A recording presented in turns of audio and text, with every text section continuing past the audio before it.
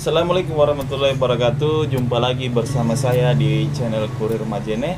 Apa kabar semua? Semoga kalian sehat-sehat saja dan dirahmati oleh Allah Subhanahu wa taala. Dan bagi yang baru mampir di channel ini, silahkan subscribe terlebih dahulu agar kami dapat membuat video berikutnya dengan senang dan agar lebih bermanfaat di video-video berikutnya. Dan silakan subscribe terlebih dahulu. 1, 2, 3 dan oke, langsung saja.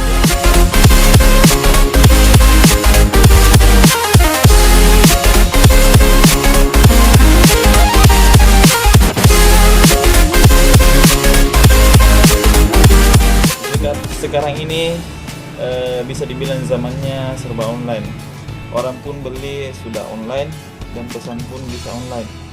Nah, tidak perlu lagi repot-repot untuk pergi ke supermarket atau ke mall atau ke pasar untuk pergi belanja lagi.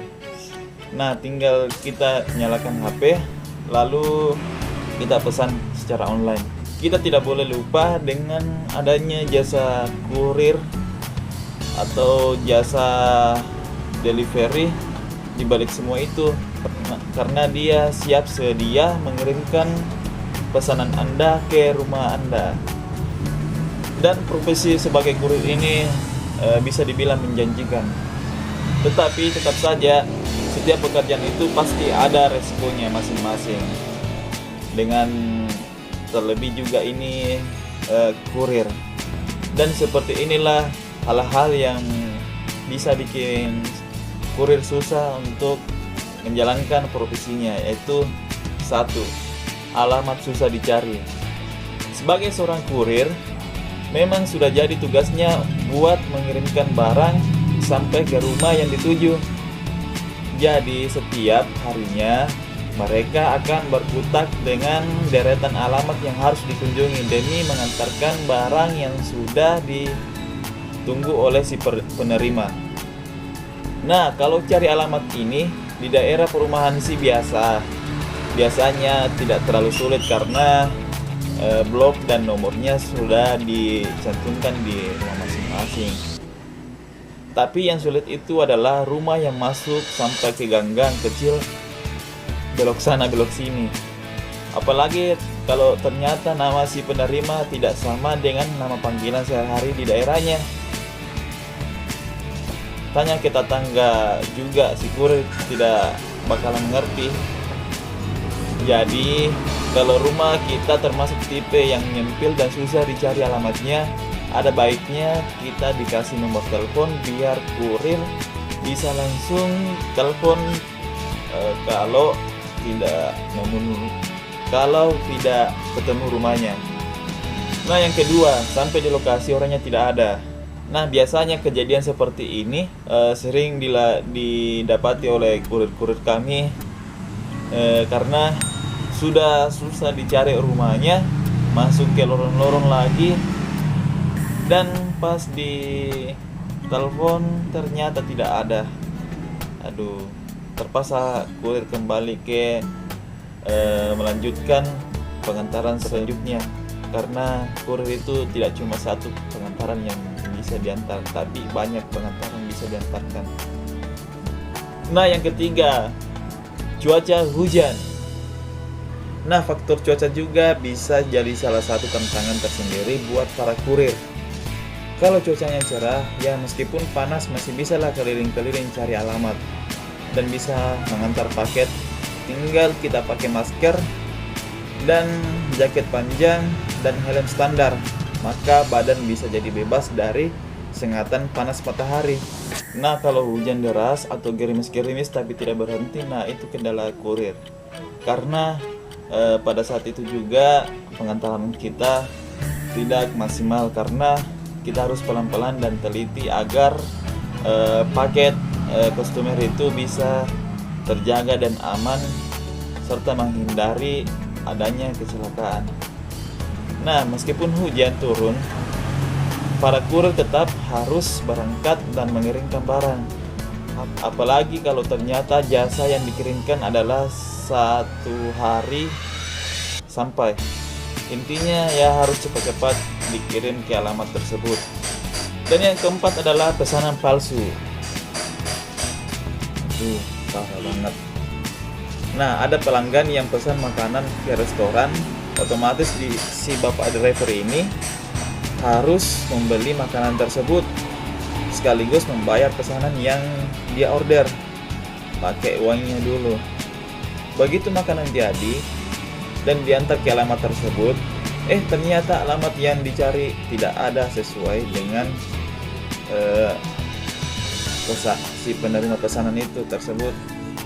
Nah, ini adalah salah satu perbuatan orang yang pemesan itu adalah orang yang iseng-iseng dan main-main sama si kurir tersebut atau si ojol tersebut.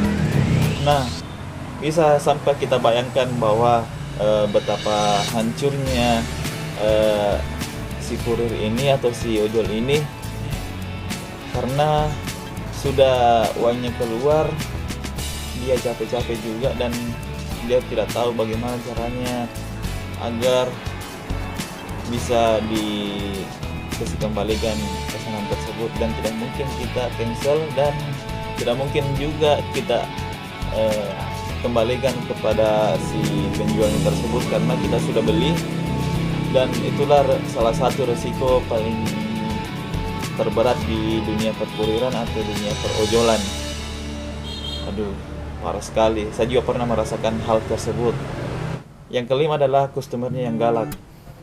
Kurir itu pekerjaannya ketemu dengan banyak orang, dan orang tersebut berbeda-beda di setiap halnya.